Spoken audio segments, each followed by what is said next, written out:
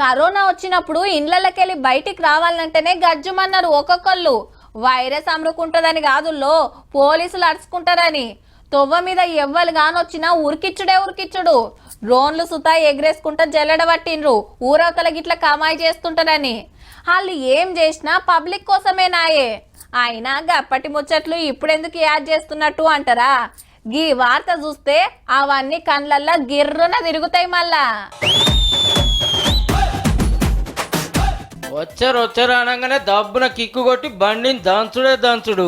బండి వెనక పడి పోలీసారు ఉరుకుడు. పక్క పొంటికి అన్నం చూడుర్రి. పోలీసులు గెదుముతున్నా బీర్ కీస్ అయితే ఇడుస్తలేడు పో. ఇటు ముంగడ పోరల గుంపు వెనక మరల పోలీసార్లు.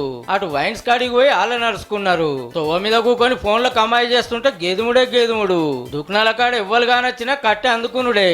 అర్ధమరాత్రి రోడ్ల మీద ఏం కమాయి చేస్తుర్రా అని తిరుపతిలో గీ తిర్ల గెదిమిన్రు పోరలను. ఇంట్లో సగం మంది మందు కోసానికి వచ్చినోళ్లే, తాగి ఇంటి తోవ పట్టినోళ్లే. అందరు తినిపన్నా మనోళ్ళు రోడ్ల మీద ఉద్దరు తిరుగుళ్ళు తిరుగుతుండ్రట. అడ్డమైన తాగుడు, గంజాయి గుప్పుడు, అచ్చిపోయేటోళ్ళని దీటుడు, ఆడపిల్లలను చిడాయించుడు నడుస్తుండే వరకు ఇంత పనికున్నారు తాతలని గిట్ల తలిగిర్రన్నట్టు. ఇదే ఫస్ట్ ఉన్నట్టుంది. లాఠీలు లావట్టిర్రు గాని ఒక్కలను సుత కొట్టలే. టైం దాటినాక దుకాణాలు తెరిచి ఉంచితే బాగుండదని ఓనర్లకు సుత దమ్కి ఇచ్చిర్రో మల్క. ఇంకో పారి ఇట్లా రాకుర్రా నాయన, ఉత్తపుణ్యానికి ఈపులు చింతపండు అయ్యేటట్టున్నాయి.